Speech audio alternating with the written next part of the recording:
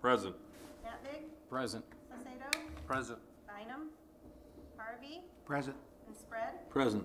5 present, 2 absent, Your Honor. Thank you. Will you please join me in saying the Pledge of Allegiance? Pledge allegiance to the flag of the United States of America and to the republic for which it stands, one nation, under God, indivisible, with liberty and justice for all. Thank you, everyone, for coming. The first thing on our agenda tonight is we are going to swear in our new councilman and councilwoman and swear me in for another term. So we will start, I'll start first. Our city clerk.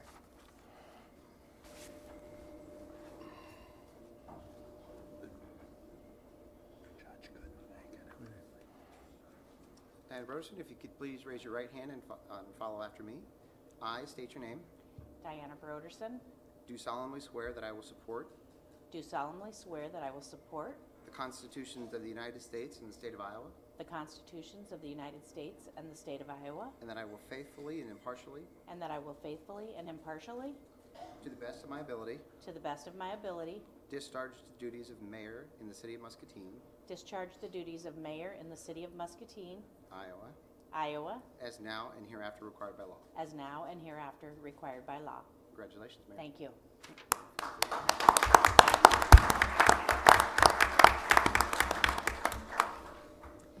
Now I would like to call up our new council people, Nadine Brockert, Oz Malcolm, and Kelsey Brackett.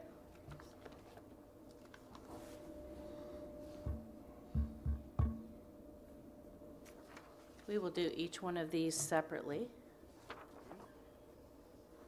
Please raise your right hand. Thank you.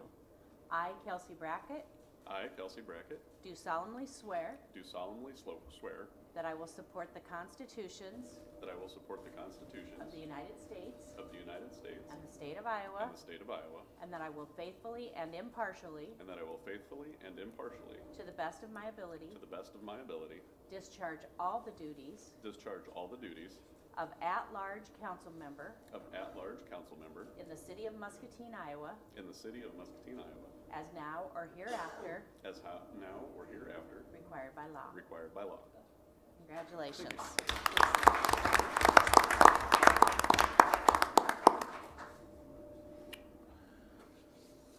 Thank you. Please raise your right hand, Nadine. I, Nadine Brockert, I, Nadine Brockert, do solemnly swear do solemnly swear that I will support the constitutions that I will support the constitutions of the United States of the United States and the state of Iowa, and the state of Iowa, and that I will faithfully and impartially, and that I will faithfully and impartially, to the best of my ability, to the best of my ability, discharge all the duties discharge all the duties of 4th Ward Council Member of 4th Ward Council Member in the city of Muscatine, Iowa, in the city of Muscatine, Iowa, as now or hereafter as now or hereafter required by law. required by law. Congratulations.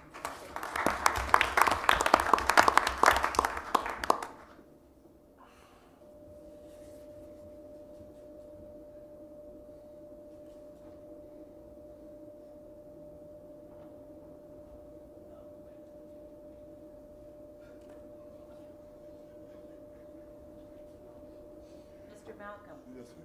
Please raise your right hand. Repeat after me. I, Osmond Malcolm, I, Osmond Malcolm, do solemnly swear do solemnly swear that I will support the constitutions that I will support the constitutions of the United States of the United States and the state of Iowa, and the state of Iowa, and that I will faithfully and impartially, that I will faithfully and impartially, to the best of my ability, to the best of my ability, discharge all the duties discharge all the duties of 2nd Ward Council Member of the 2nd Ward Council Member in the city of Muscatine, Iowa, in the city of Muscatine, Iowa, as now or hereafter as now or hereafter required by law. required by law.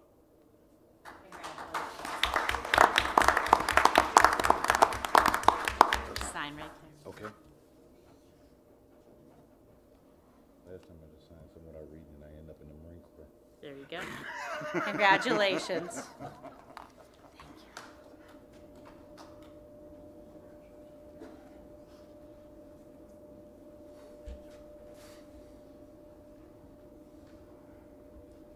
congratulations to all of our new council members, and thank you to the outgoing council members.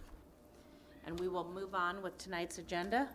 Mayor, Yes. I'd like to get up for just a minute. Yes, please do, Fran. I have my shoes on, I'm sorry. First off, I retire on December 29th. It'll be my last day with the city. I've been here almost 30 years. And I want to thank, I have served under 9 mayors and 3 city administrators. And I want to take this opportunity to thank you for having the opportunity to have met all of you. I'm going to also recognize somebody very briefly. I worked for the city from 1984 to 1986, and then I went back to school. And in 1989, I came in asking for references, and our finance director, Nancy Leak, is who I had talked to, and she told me that my old position had been opened, and she asked if I would be interested in filling it, and I said, you know, would you be interested in hiring me back? And she did, and I will forever be thankful to Nancy. I'm going to read a little statement here. At this time, I want to talk about something that is very near and dear to my heart, and that is the city of Muscatine. There are so many exciting things going on in this community, including the Mississippi Drive Corridor Project, the proposed Riverside Park Master Plan, the near completion of the new Hotel and Convention Center, and the proposed port. Our community also has 2 amazing sports complexes and a beautiful aquatic center. All of these positive things complement the city of Muscatine and will continue to do so into the future. The city works closely with the Greater Muscatine Chamber of Commerce and Industry concerning economic development projects and is also working closely with 3 developers interested in the potential construction of much-needed housing in our community. Having any kind of expansion or new development is a benefit to our residents and potential new residents. Having employees living in the community where they work is also important. I have worked for the city administrator since 2009, and he has been absolutely the greatest person to work for. My time with the city administrator has been amazing. I consider him and the people that I work for to be blessings in my life. I am not leaving my job because I am unhappy with my position. I am leaving because it is time. My hope is that the City of Muscatine and City Council continues what it is doing to make this community a great place to work and live. As former Mayor Dick O'Brien always said, good things are happening in Muscatine. Thanks. Thank you, Fran.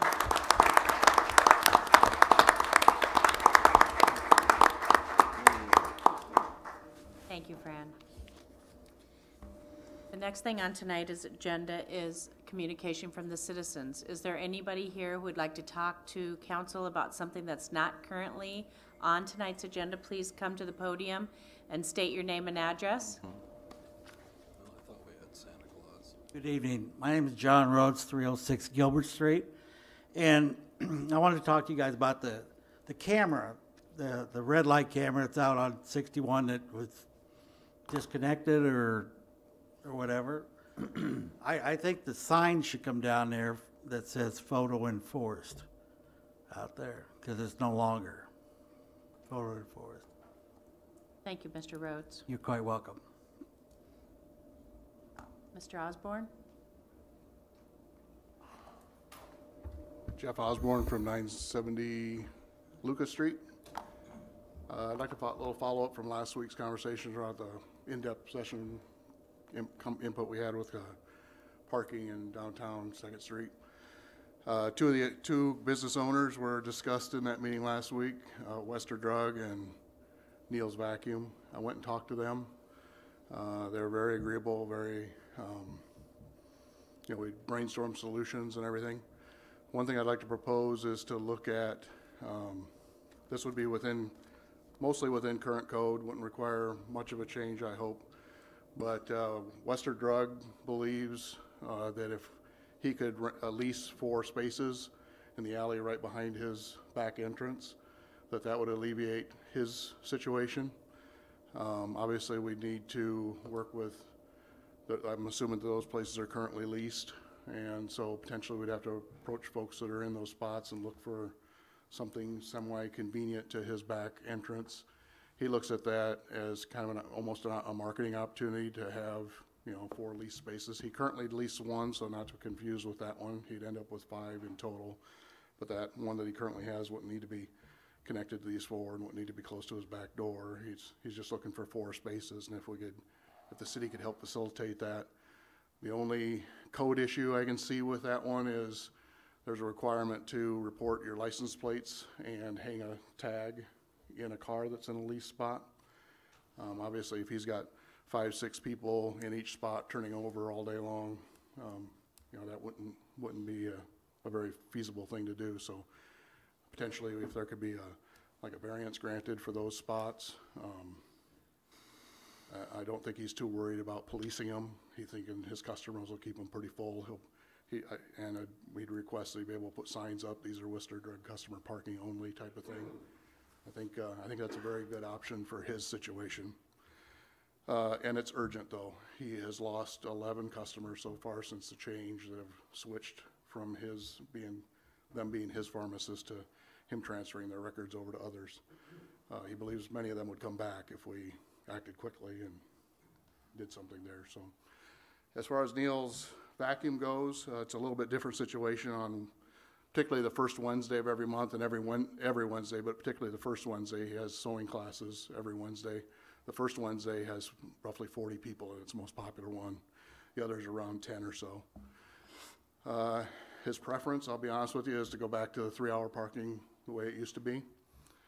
But he also thinks that if the parking meters on each side of him were 3-hour meters, that would be a big help and probably very acceptable. The situation there is, like I said, he's got classes that run an hour and a half. Currently they're able to make it, but they're not hanging around and buying things in his store. And they also used to go to like Salvatore's for lunch afterwards and stuff like that too. So we did not talk any options around shortening the class or making it, I think the customers like it, so why make that our first option? I'd propose that we look at some north-south 3-hour meter option, which I also think will benefit other businesses as well, as I've been talking to folks, but Neil's is the most specific example of this that I think is a good idea to do that. Now, the cautionary on that one would be Iowa Street, as we talked last week, Boonies and, all that, Boonies Brew, and that's a pretty full one. I don't think it would be too confusing if that street if Iowa was left at 2 hours. It looks different. It's got, the diagonal parking on one side. It's wider. It kind of fits the concept that I explained last week around, we want to have turns on a bullseye. And so if Iowa was the center, then, we worked outward. I think it fits that concept too. So that's it about parking. Any questions on that? Or? Thank you, Mr. Osborne. Okay. I did have one other topic. I didn't plan on talking this one, but there's been a series, I don't know if the city council has any authority or power over this, but there's been some of our small business owners kind of being raided for hemp oil. As I read it, in Ohio, Colorado, Indiana's the largest one. A lot of these business owners, and as I read Iowa just briefly over the last couple of days, it looks like it's a similar situation. It comes down to a matter of interpretation between the federal law and the state law. You probably all know the details if you've read it, but in all those cases, they end up getting their inventory back. No charges are pressed in those 3 states. 57 of them in Indiana were all no charges, no anything.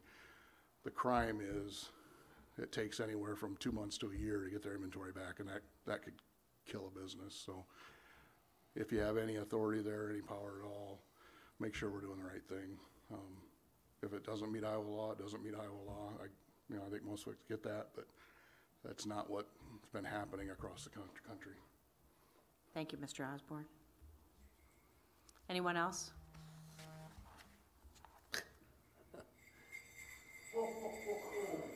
Merry Christmas, City of Muscatine. Merry Christmas. Merry Christmas, the City Council of Muscatine and the Mayor.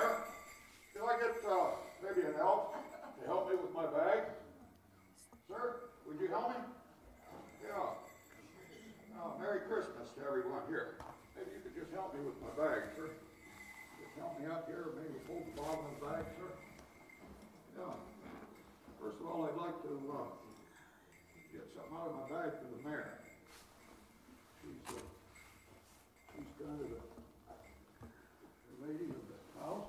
I'd like to give the mayor a bag of candy kisses for all the grief and aggravation you've had to do this year. Thank you. The way that you handled everything and the way that you've done it with grace and beauty. And I'd wish you a Merry Christmas. Thank you. And a candy cane. Thank you. Then we'll start over here on the end. And we'll start with these two councilmen over here on the end. And we'll, Mr. Bynum. We're all right. Over right here. We'll get something out of here from Mr. Bynum. Maybe we could just do one thing for everybody at one time and to save time. Mr. Bynum's got something special here for him. This is a Milky Way. Hoping he has a smooth and Milky Way for the rest of his time. And these councilmen over here. May I speak? A block of coal. You know what? Let's, Why are you doing Let's- this yeah, in Santa let's- Claus's memory? let's, Mr. Kaufman? Yeah, let's, we're not gonna, This is stupid. For someone who would sue the city that has It- offered him a job. See you later. Yes, sir. Brett, 6 months. I'll be very brief. Brett, 6 months. No City Hall. All right.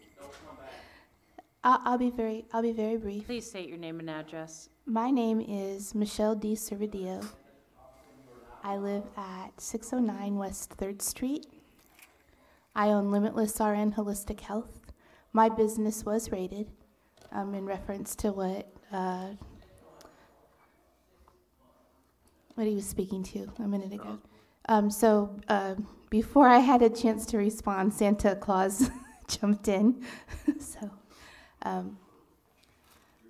So if any of you had any questions about the law, I would be willing to answer that because I'm also a director and founder of the Iowa Hemp Association, and I'm also a registered certified cannabis nurse. So I've obtained certifications outside of the state of Iowa, but because Iowa is a compact licensure state, as far as registered nursing goes, that means I can practice nursing in 23 other states on my Iowa license. So in other states that have legalized medicinal cannabis, I'm able to do that, and so I have. So I went to Florida and to Nevada, where they have legalized medicinal cannabis, and obtained certifications in pharmacology, and became certified and did curriculum and continuing education units in cannabis nursing. And then I brought that back and took it up to the state capitol, and I actually gave presentations to our legislators in cannabis nursing, and then I taught them about medicinal cannabis. And so, in knowledge of the law and the laws, I actually have been up at the state capitol educating our legislators.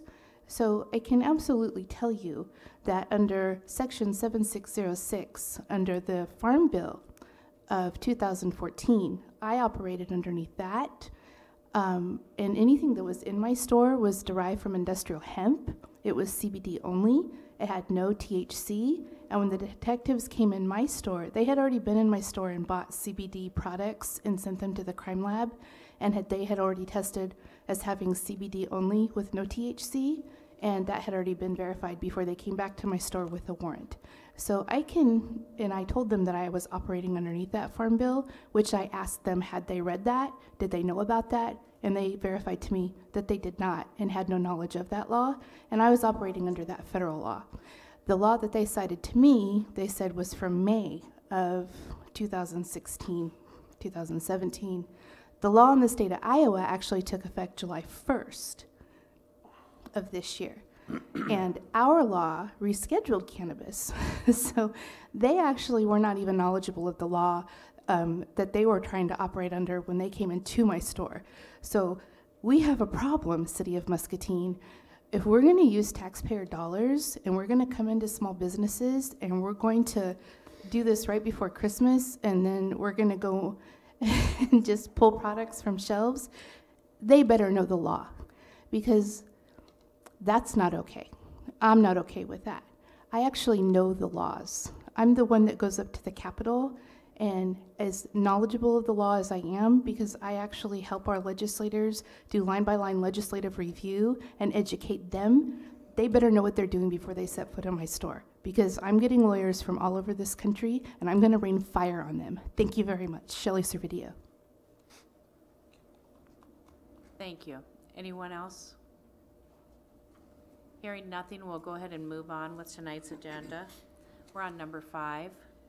The following items are considered to be routine by the City Council and will be enacted by one motion. There will be no separate discussion of these items unless a council member so requests, in which event the item will be removed from the consent agenda and considered in its normal sequence on the agenda. Is there a motion to approve the consent agenda, which includes items 6A and B, items 8A through C, items 12A through F, and tonight's bills totaling $5,366,588.18. So moved. Second. We have a motion by Santos with a second by Scott. All in favor say aye. Aye. Opposed? The motion carries. We're going to move on down to number 7. We have 2 public hearings tonight. The first one concerns the proposed amendment to the zoning ordinance for home-based businesses. Rewriting this portion of the city code would regulate home occupations, allowing them to be more beneficial to the community and limiting others that have proven irritating to residents and have generated complaints. Prior to any formal action by City Council, a public hearing is required. Now is the time for the public to comment. Hearing nothing, do I have a motion to close? So moved. Second. We have a motion by Councilman Fitzgerald with a second by Councilman Spread. All in favor say aye. Aye. Opposed? The motion carries with all ayes. The second public hearing concerns the proposed amendment to the zoning ordinance for sign regulations. The next step in the modernization of this ordinance is the rewriting of the portion that regulates signs.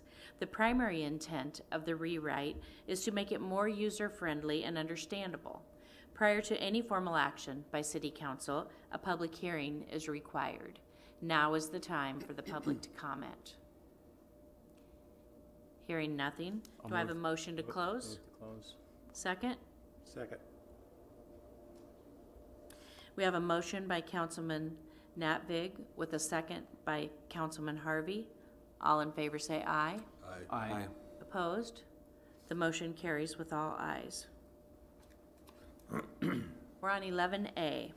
We have the first reading of an ordinance amending Title 10, Chapter 20, and Title 10, Chapter 31, Section 1 of the City Code, which is Home Occupation Regulations. Is there a motion to approve the first reading of this ordinance as submitted? So moved. Second. We have a motion by Councilman Harvey with a second by Councilman Saucedo. Is there any discussion? Hearing none, Councilman Spread, how do you vote? Aye. Councilman Harvey? Aye. Councilman Saucedo? Aye. Councilman Natvig? Aye. And Councilman Fitzgerald? Aye. The motion carries with all ayes. 11B. We have the first reading of an ordinance amending Title 10, Chapter 21, and Title 5, Chapter 11 of the City Code sign regulations. Is there a motion to approve the first reading of this ordinance as submitted? So moved. Second.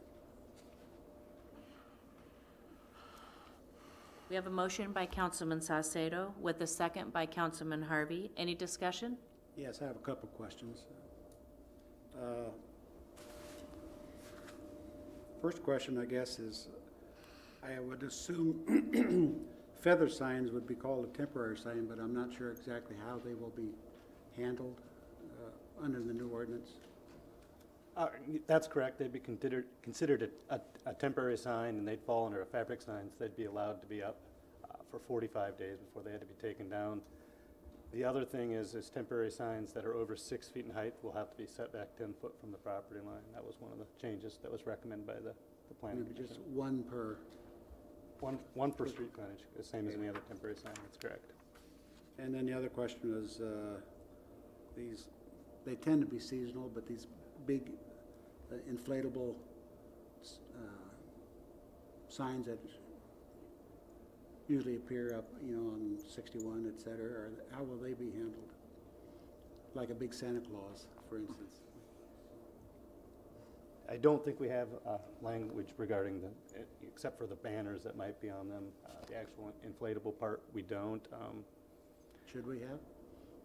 We can come up with something and bring it to the next round of things. I only ask because that's not something we've ever had any complaints on. I know that other communities have dealt with it, but since there's never been any complaints, that isn't really something we got into with this draft. But if council directs, we can certainly come up with something.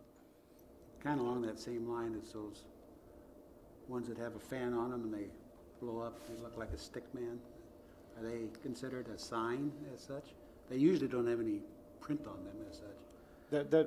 When things don't have print in there, it does get a little murky and tricky to regulate. There are communities that have attempted it. I can certainly bring stuff for you to look at and see how other communities have handled it. But come to think of it, I guess Santa Claus doesn't have a sign on him either. But yeah, I was just wondering whether they fall in or outside. No, I mean, and that is the difficulty. That's why it's taken so long, and there's so many pages. There's so many of these. Tried to address the ones that we typically see and the ones that would typically generate complaints. If there's others, it's certainly something worth revisiting. I'm not proposing that we do anything, but I just wanted to know whether they were or were not included, because they weren't specifically mentioned, so I thought I'd ask the question. But feather signs are fine with one per block face, so to speak, or business face. Okay. Thank you. Thank you, Andrew. Since you're up there, Yes. like a yard sale sign, is that temporary, come under the temporary then? Yes. So isn't there something in there that when they come down, they can't go back, they can't have another one for 27 days or something? Did I read something like that? Yeah, that's correct. So some of these yard sales, they'll have them one Saturday and then the next, and I mean, is that something that, I'm just asking if I understood it right. Right, and I believe there's another portion of city code. I believe you're technically limited to 3 per year in terms of yard sales. I don't know if that's one that's been heavily enforced, but yeah. That is another section of the code. yeah, that's in Title 5. I couldn't remember whether it was 3 or 4, but yard sale signs don't seem to be much of a problem except where they're attached to utility poles and that, or in the right of way. Right. So with the paper yard sale signs, you're supposed to take them down after 3 days. So I would, from an enforcement perspective, unless ones are there constantly, it'd be a hard time picturing us taking action on that. One permanent sign, so like a paper sign, you can't have permanently have it. So if it's up at all times, it's got to be, on residence. You can have one permanent sign on your property. I am happy that you are clarifying the ordinance, because the sign ordinance was always a difficult thing to interpret into how it should be enforced. So I appreciate it. Thank you, Andrew. Hearing no further discussion, Councilman Fitzgerald, how do you vote? Aye. Nat Vig? Aye. Spread? Aye. Harvey? Aye. And Saucedo? Aye. The motion carries with all ayes. We're on 11C. Presented for City Council's consideration is the second and final reading of an ordinance deleting property from the tax increment financing district for the Consolidated Muscatine Urban Renewal Area pursuant to Section 403.19 of the Code of Iowa. Is there a motion to adopt the ordinance on second and final reading and to direct for its publication as required by law? So moved. Second? Second. We have a motion by Councilman Spread with a second by Councilman Fitzgerald. Any discussion? Hearing none. Councilman Fitzgerald, how do you vote? Aye. Nat Vig? Aye. Spread? Aye. Harvey? Aye. And Saucedo. Aye. The ordinance is adopted with all ayes. 11D. Presented for City Council's consideration is the first reading of an ordinance amending Title 8, Chapter 5, Section 2, and Title 8, Chapter 5, Section 4 of the City Code for rental facilities and units. This item was reviewed with City Council at the December in-depth meeting. Is there a motion to approve the first reading of this ordinance as submitted? So moved, Your Honor. Second. We have a motion by Councilman Fitzgerald with a second by Councilman Natvig. Any discussion? Hearing none. Councilman Spread, how do you vote? Aye. Harvey? Aye. Saucedo? Aye. Fitzgerald? Aye. And Natvig. Aye. The motion carries with all ayes. 11E. Presented for City Council's consideration is a resolution authorizing the assessment of unpaid abatement costs to private properties. Periodically, the city takes action to assess unpaid nuisance abatement costs to private properties. The nuisance abatement costs for snow, junk, and weed removal total $6,320.15.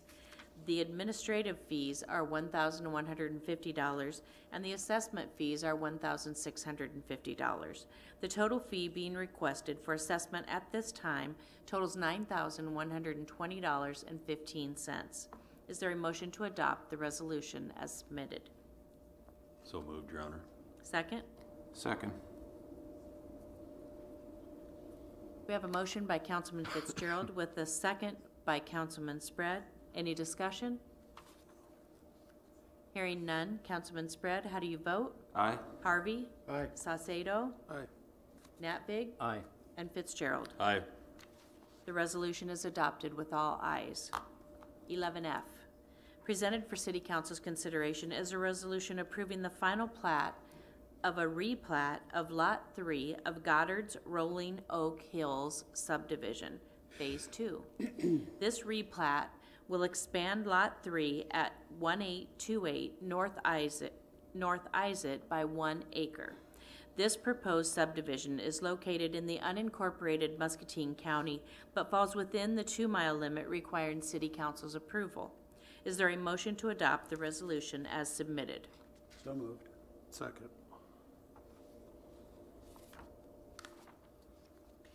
We have a motion by Councilman Harvey with a second by Councilman Saucedo. Any discussion? Hearing none. Councilman Fitzgerald, how do you Aye. vote? Aye. Natvig? Aye. Spread? Aye. Harvey? Aye. And Saucedo. Aye. The resolution is adopted with all ayes. Moving on to 11G. Presented for City Council's consideration is a request to approve the purchase of a wheel loader for the transfer station. 6 bids were received, with the low bid from Titan Machinery in the amount of $154,482.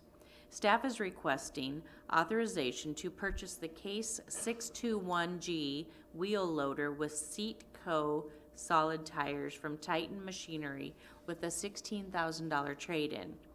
In addition, staff is also requesting the approval to purchase a Hank Snowblade from Titan Machinery in the amount of $12,400 with a $500 trade-in. This brings the total purchase price for this equipment to $150,382. Is there a motion to approve the request as submitted? So moved. Second. We have a motion by Councilman Natvig with a second by Councilman Spread. Any discussion? I had a few questions.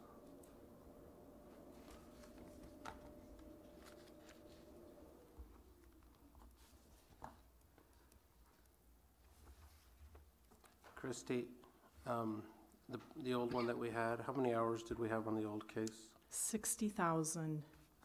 Wow. So it was vintage 1995. They bought it brand new when we built the transfer station. After 30,000 hours, the engine was rebuilt, and it lasted another 30,000 hours, and the hour meter stopped working a few years ago, so it's really 60,000 plus hours. Okay. It was a great machine. Oh, definitely. I was just wanting to verify that. It's had a good life. Yes. And my next question on the Henke Snowblade, is that the same manufacturer that we're utilizing throughout the rest of the public works? I don't know the answer to that. Is that for this tractor? It's for the wheel loader. Yeah, we're That's not what gonna I push thought. snow with it. So that's what I'm asking. We're gonna That's what push I snow know. with So it. it's just basically for the. So the street department doesn't plow the transfer station, the roads, into the tunnel and around the building where the public comes, or any of the parking lots. So we need a snow blade on that machine when we get 3 inches of snow or more. So that's why it's through Titan. Right. Okay, all right, I Right. understand. Okay, good. Thank you for the information. You're Thank welcome. you, Christie. You're welcome. Hearing no further discussion, all in favor say aye. Aye. Aye. Opposed? The request is approved with all ayes. 11H, presented for City Council's consideration is a request to approve the issuance of a purchase order for RFID tagging equipment for the library. The library is requesting the issuance of this purchase order to Envisionware in the amount of $21,255.52 for this tagging equipment. Is there a motion to approve the request as submitted? So moved. So moved. Second? Second. We have a motion by Councilman Harvey with a second by Councilman Natvig. Any discussion? Just one question, as far as the tagging goes, I'll wait for you to come up.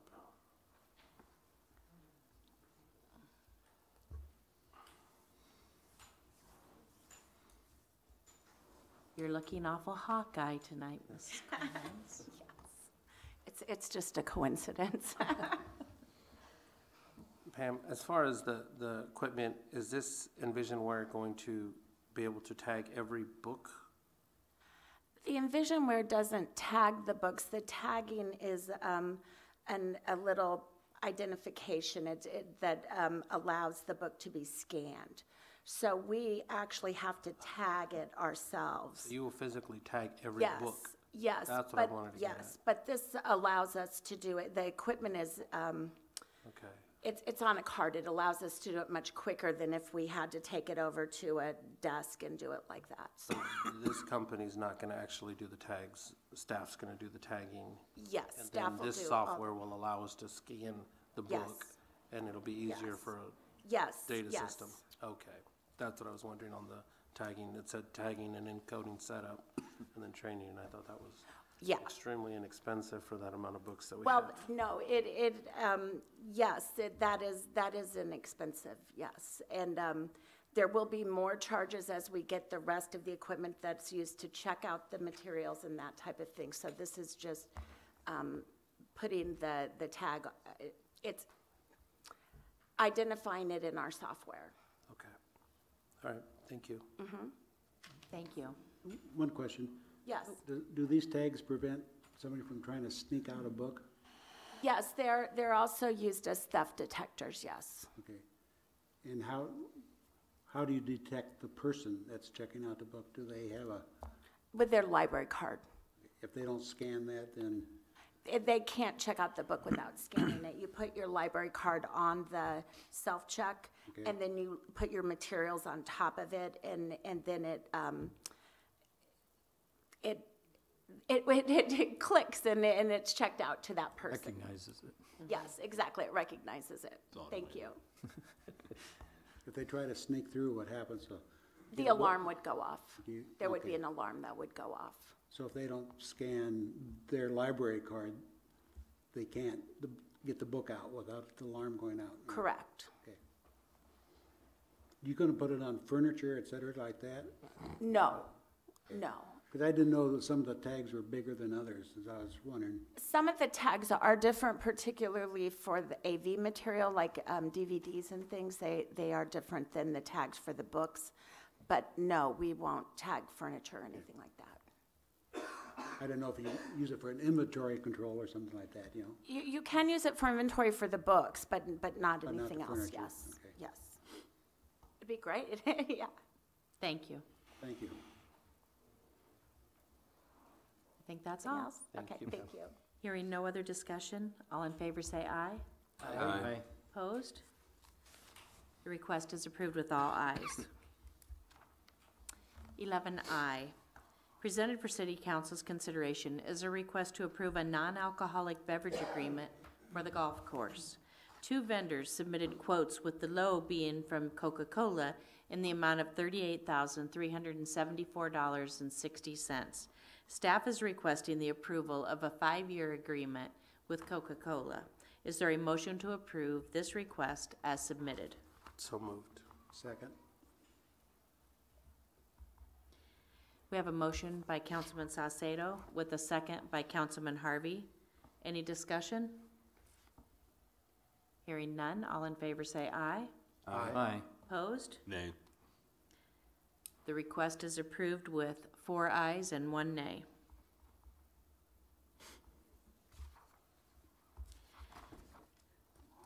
Next, we have communication from staff and council members. Councilman Spread, do you have anything tonight? Not at this time, thank you. Councilman Saucedo? I'd just like to welcome the new council members coming up. Looking forward for the next 4 years, or 2 years that I'm still going.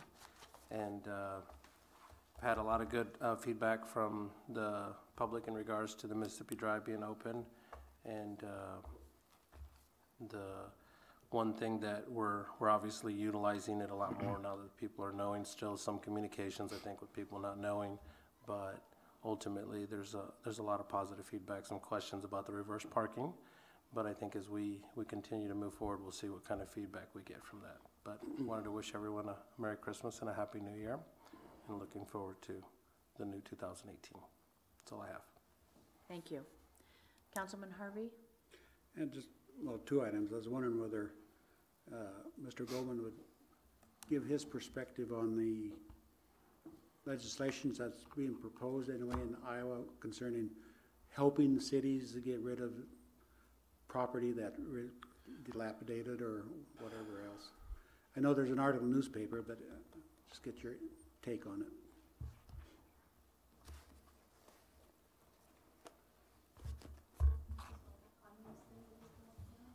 Excuse me?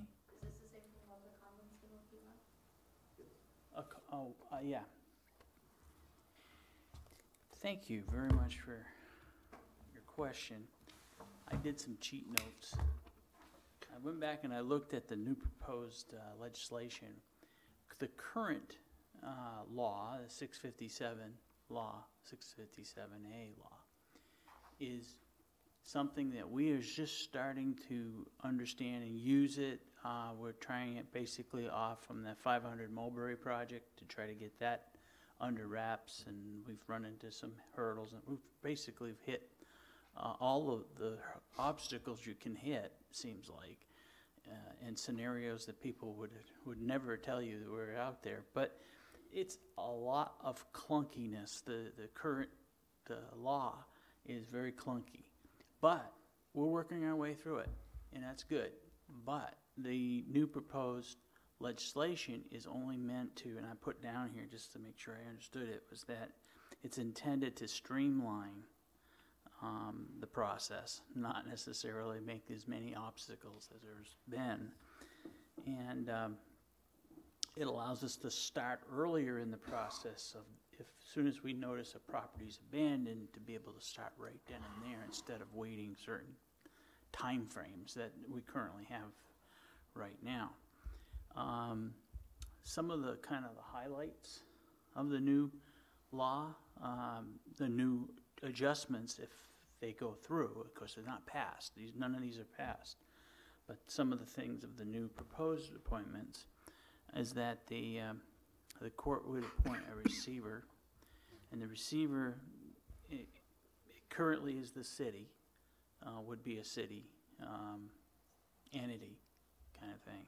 But it does allow, new law will allow a financial institution as long as they have an interest in the law, in the property.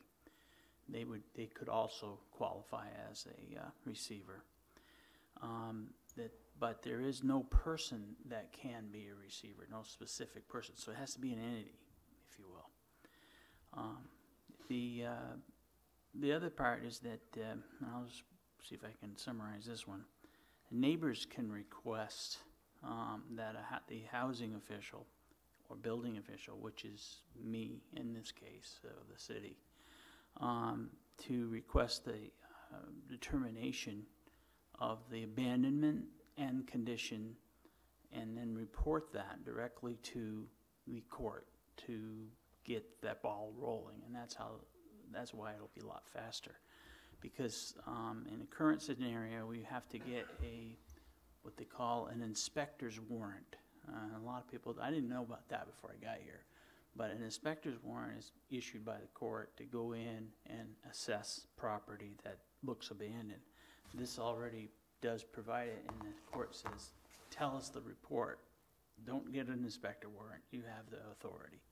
So that's what the new law does. Those are some of the highlights. Those aren't all the highlights, but those are some of the major ones. I hope I've answered some of your questions. If it gets approved.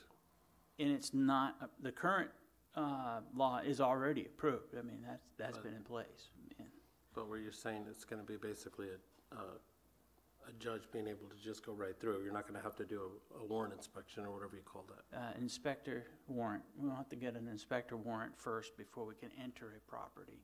We can only do exterior right now. And the new law would allow, the new adjustments to the current law passed by legislation would then allow us to just go through and we'd tell the court what we're doing, but we're going to just continue to move forward. Okay. You get any sense of the legislature's view of making these changes? The only one I know, this has been submitted by Senator Lofgren at this point, but there is some local, Walter Conlon, for example, we mentioned, was very much part of this, and I met with him early on the existing law. He's the one that I worked with directly when I first learned of the 657A law in Iowa.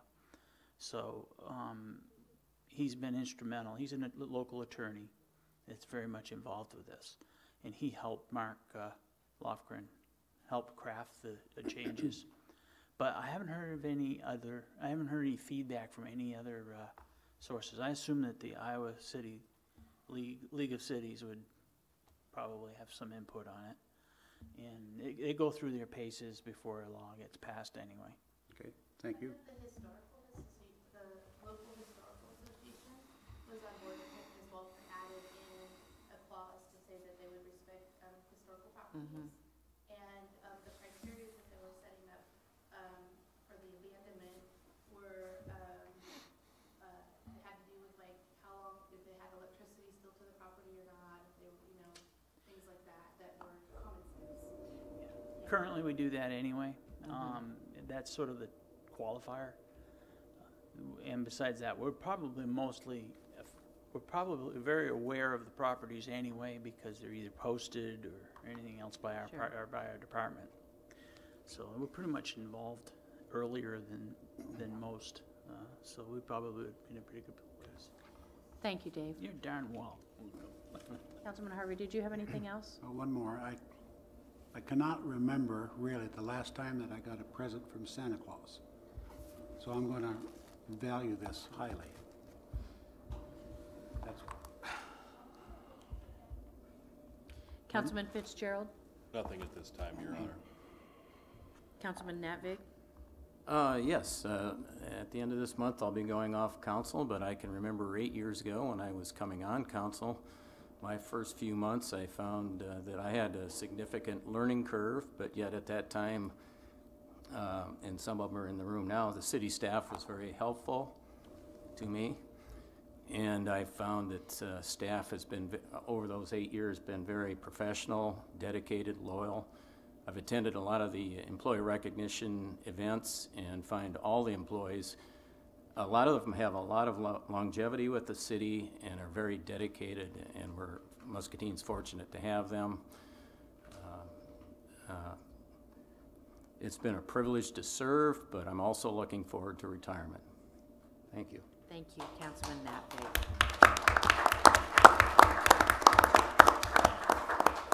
Staff, did you have anything tonight?